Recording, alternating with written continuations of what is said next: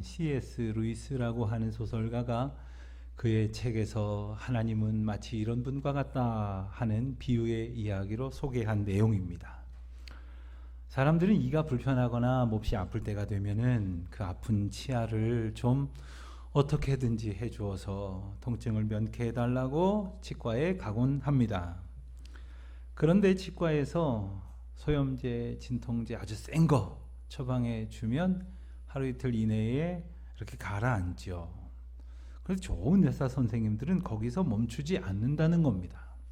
그 근원에 아주 심각하게 그리고 아주 심하게 상한 잇몸의 문제가 있을 것이기에 그것까지 근원적인 치료를 하려고 할 것이라는 겁니다. 그런데 환자가 그렇게까지는 원치 않습니다. 그냥 통증만 좀 없이 해주세요 할런지는 모르지만 모름지기 의사 선생님은 단지 통증의 완화뿐만 아니라 근본적인 치료를 목적으로 한다 이 말입니다. 사람들이 하나님 앞에 나와가지고 급한 대로 이것 좀 해주세요 저것 좀 해주세요 할런지 모르지만 하나님께서는 우리 인간을 괴롭히고 있는 더 근원적인 문제, 더 깊은 병인 죄의 문제, 죽음의 문제를 다루시기 위하여 오셨고 그것이 바로 하나님의 사랑이다. 이런 이야기를 소개하면서 그래서 하나님은 마치 치과 의사 선생님과 같다. 이렇게 비유를 하는 겁니다.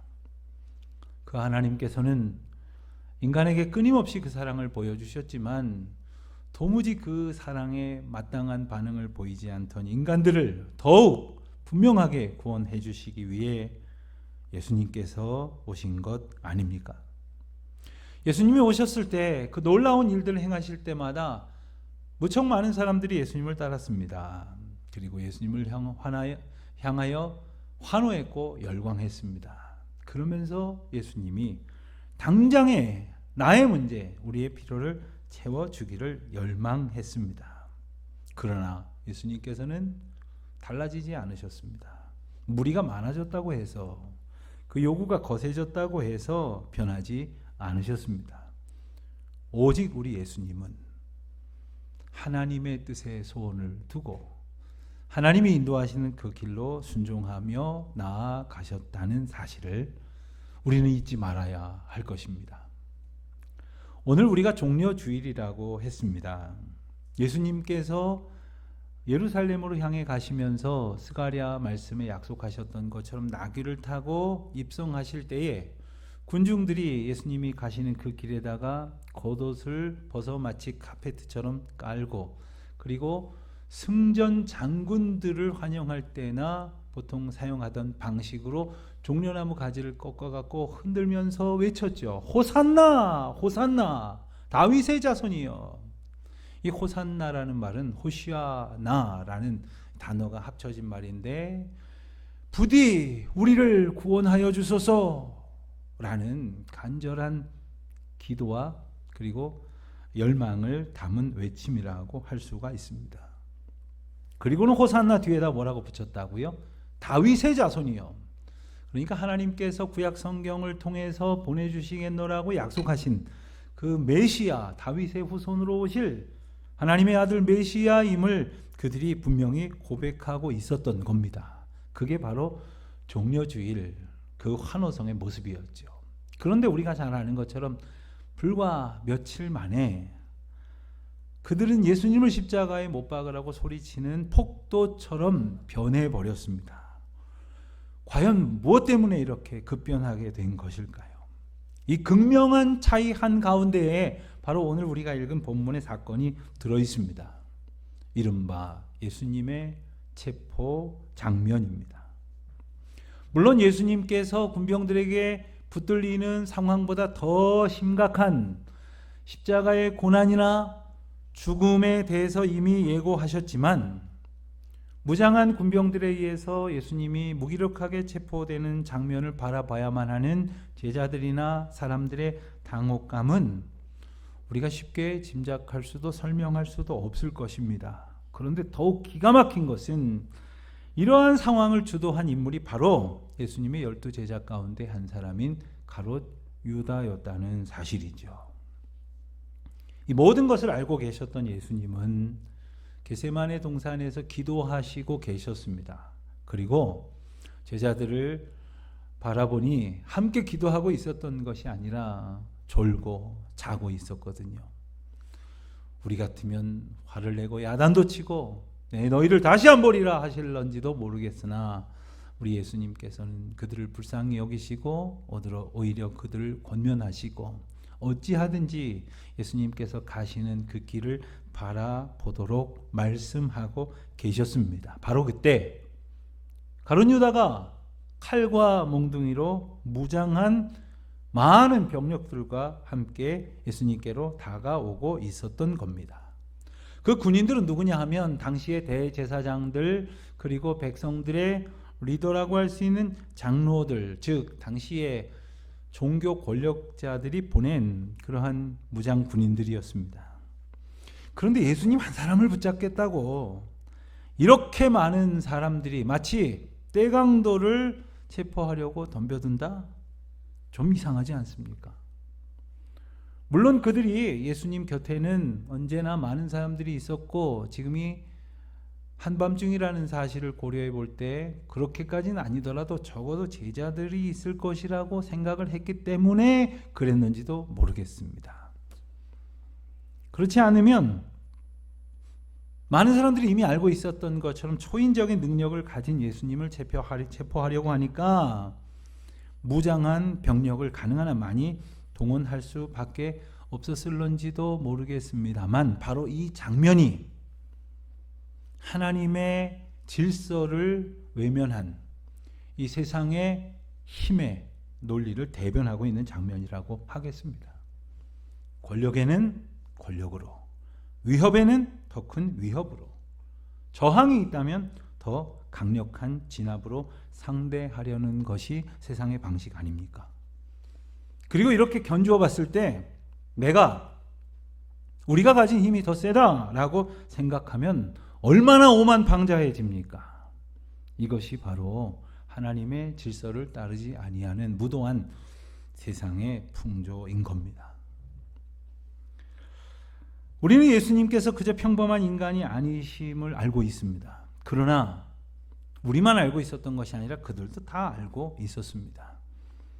예수님께서 하나님이 보내신 메시아임을 그들도 모르지 않았음에도 불구하고 그들은 두려움도 없는지 그저 자기들의 힘의 방식대로 예수님을 잡으려 들었던 겁니다.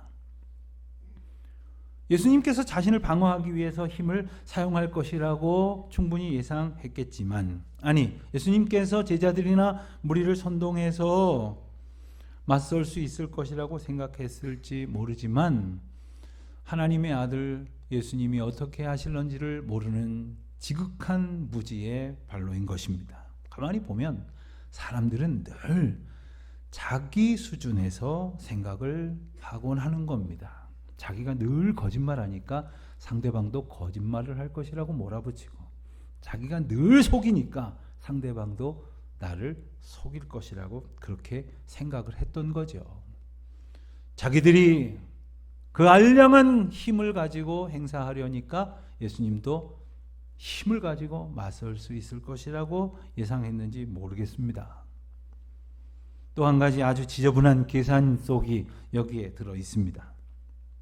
예수님도 말씀하신 것처럼 예수님이 성전에서 가르치고 계셨을 때 그들이 달려들어서 체포하지 않았습니다. 그런데 한밤중에 수많은 병력들을 동원해서 예수님을 체포하면서 마치 예수님께서 성전에서 말씀을 가르치시는 그러한 영적 스승으로서의 이미지가 아니라 아주 강팍하고 추악한 아주 흉악한 범죄자인 것처럼 낙인 찍으려는 속셈이 또한 들어있던 것이었습니다. 그렇게 세상은 칼과 몽둥이로 하나님의 아들을 굴복시킬 수 있다고 믿었는지는 모르지만 예수님은 그들의 방식에 맞장구 치지 않았습니다. 예수님이 그들을 물리칠 힘이 없으셔서가 아니라 오직 하나님께서 이미 말씀하시고 섭리하신 뜻대로 가고자 하셨던 순종의 자세가 있으셨기 때문입니다. 예수님도 말씀하시지 않습니까? 내가 지금 12군단, 12는 완전 수지요. 근데 한 군단은 6,000명 정도 되는 로마 군 편제상 병력이거든요. 그러니까 12군단 하면 72,000명이나 되는 병력을 군사로, 천사로 내가 동원할 수 없겠느냐? 계산해 보면 당시에 로마가 보유하고 있었던 병력이 뭐 다 합쳐봐야 이 12군단의 3배밖에 되질 않아요. 그러니까 로마 전체의 병력 3분의 1에 달하는 그 수많은 병력들을 내가 동원을 할 수 없었겠느냐라고 말씀하시는 의미를 우리는 깊이 생각을 해봐야 합니다. 예수님께서는 얼마든지 하실 수 있는 능력을 과시하시는 대신에 하지 아니하는 하나님의 뜻을 향한 순종으로 대응을 하셨습니다. 어쩌면 우리가 세상을 살 때에도 나를 기분 나쁘게 만드는 사람들, 나를 속상하고 화나게 만드는 사람들 앞에서 얼마든지 할 말이 있을런지도 모릅니다. 능히 큰 소리치고 화를 내고 본때를 보일 수도 있을지 모르지만 그렇게 하는 것이 하나님의 뜻이 아닌 것을 확실히 안다면 우리는 온유와 겸손으로 오직 하나님의 뜻을 향해 갈 수 있는 믿음의 사람이 되어지시기를 간절히 바라는 것입니다.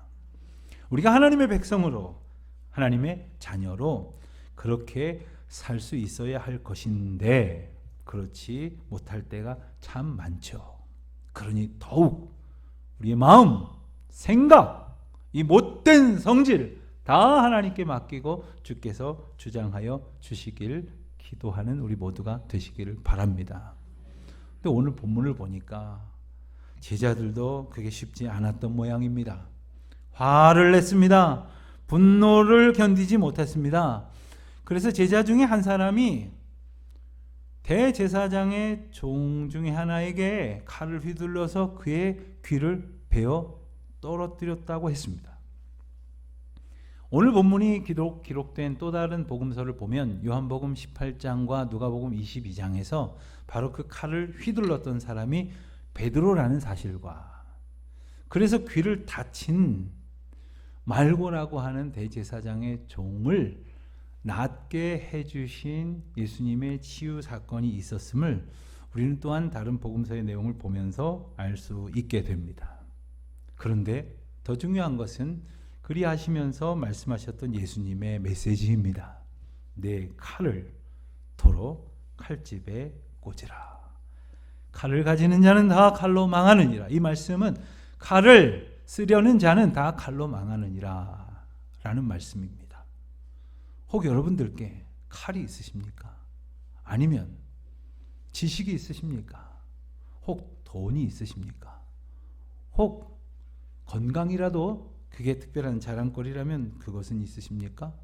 그 어떤 것이라도 나의 기분이 나빠서 나의 자존심이 상해서 얼마든지 휘두를 수 있다고 생각을 하신다면 그것이 하나님의 뜻인지 하나님의 인도하심 가운데 있는 일인지를 겸손히 물으십시오. 그리고 그렇지 않다면 겸손히 그 칼집에 도로 꽂아야 합니다. 그것을 마음대로 휘두르려다간 바로 그것 때문에 망하게 되는 것입니다. 우리가 믿음 생활을 하면서 하나님의 뜻을 구하고 의지하기보다는 이렇게 내가 가진 것 마음대로 휘두르려고 하죠. 또 그리고 이 가진 것 더 많아지기를 원하죠. 그래서 생각하지 않습니까? 아, 내가 교회 다니고 예수 믿으면 내가 하는 일 다 잘 돼야 되는 것 아닌가? 하나님께서 내 이 당면한 문제를 해결해 주셔야 맞는 것 아닌가? 왜 내 기도를 들어주시지 않는 거지? 이렇게 생각할 때가 사실 얼마나 많습니까? 그래서 내 뜻과 내 소원과 내 기대대로 되지 않는 현실을 너무나 쉽게 원망하지 않습니까? 하나님에게 불평하는 것이 바로 우리 아닙니까? 그러고는 혹 두리번거리다가 곁에 칼이 있다면 이거라도 휘둘러서 얼마든지 내 뜻대로 해결해 보려고 하지는 않습니까? 여러분, 베드로가 누굽니까? 자타가 공인하는 예수님의 수제자가 아니었습니까? 가장 가까이에서 가장 많은 일을 가장 확실하게 지켜봤던 사람. 어쩌면 가장 많은 메시지를 예수님께로부터 들었을 그였지만 그는 끊임없이 반복해서 말씀하신 십자가의 뜻을 온전히 알고 있지 못했습니다. 십자가로 향해 가시는 예수님의 순종, 하나님의 뜻을 온전히 따르려고 하는 예수님의 발걸음을 베드로 자신의 마음에 담지 않고 있었던 까닭에 어찌 보면 예수님을 향한 누구보다도 큰 충성이요 열심인 것처럼 행사했지만 그의 모습은 한낱 폭력에 지나지 않고 있었다는 사실이 적나라하게 드러나고 말았습니다. 십자가의 뜻을 알지 못하면 이렇게 행동하는 거예요. 예수님의 마음이 내 마음에 들어와 있지 않으면 나는 누구보다도 충성한다고 생각하지만 그것은 폭력이 될 수밖에 없는 것이고 그것은 또 다른 배신이 될 수밖에 없는 겁니다. 예수님의 뜻을 몰랐던 것은 베드로만이 아니었습니다. 맨 마지막 절 뭐라고 우리가 말씀을 읽을 때 했습니까? 이에 제자들이 다 예수를 버리고 도망하니라. 가만히 보니까 예수님께서 당신이 얼마든지 발휘하실 수 있는 힘으로 이 상황을 역전시키려고 하시지 않는 것 같거든요. 그냥 말씀하신 대로 무기력하게 골고다 십자가의 언덕으로 가시는 것 같거든요. 자기들이 가졌던 일말의 기대대로 대역전극이 펼쳐지지 않는 것 같거든요. 그러니 가차없이 도망가 버리고 말았다는 겁니다. 이것이 제자들의 모습이었고 혹 우리들의 모습은 아닌지 우리는 우리 자신을 깊이 묵상해 봐야 하는 것입니다.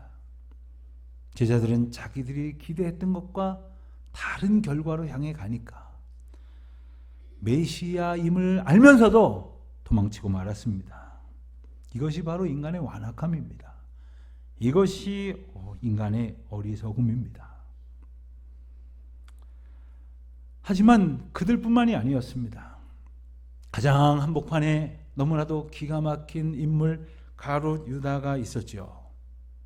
그러나 우리는 가룟 유다만 나쁘다고 할 것인지 돌아보지 않을 수 없습니다. 어찌 보면 베드로나 유다나 겉모양으로서는 예수님을 완전히 배신한 사람과 예수님께 충성을 보인 사람처럼 반대로 보일지 모르지만 예수님의 뜻에는 관심이 없고 어떻게든 자기 기대가 충족되기만을 원하다가 자기 기대대로 되지 않으면 자기 마음대로 해버리려고 했었던 생각에 대한 고집 끝없는 욕망은 별반 다르지 않다고 하는 것을 우리는 보게 됩니다. 그렇습니다. 우리 가운데 누구든지 그의 심령 가운데 예수 그리스도의 영이 자리하고 있지 않으면 그 모양이 얼마든지 근사하게 나타난다 할지라도 그저 자신의 욕심을 채우려는 행동에 불과하다는 사실을 기억해야 하는 겁니다. 종려주일의 환호가 단 며칠 만에 십자가에 못 박으라고 소리 질렀던 것으로 변해버린 이유 바로 이것입니다. 자기의 기대가 충족되지 않았을 때, 자기의 기도대로 되지 않았을 때 우리는 과연 어떤 행동을 할 것이겠습니까? 혹 우리 가운데에는 이 말씀을 보면서도 나는 적어도 예수님을 배반하지는 않았지라고 할런지는 모르지만 누가 합니까? 말로만 주여 주여 하다가 마음은 오직 하나님으로부터 채워져 있는지 관심조차 기울이지 못하고 있는 것은 아닌지, 입술로는 사랑의 언어를 반복하고 손과 발로는 성도와 이웃을 향한 섬김으로 살았다고 할런지 모르지만 실상 그 가운데에는 철저히 내가 남들에게 인정받고 칭찬받고 그래서 내가 높여지기를 원하는 것, 그래서 어찌하든지 내가 원하는 것을 하나님께로 받는, 내가 추구하는 성취를 향해 가고 있는 것이 그 소기의 목적이었던 것은 아닌지 말입니다. 그러다가 정말 그러다가 우리의 기대와 소망이 무너졌을 때 호산나를 외쳤던 인물들이 십자가에 못 박으라고 소리 질렀던 것처럼 우리가 변해버릴런지 아무도 알 수 없는 것입니다.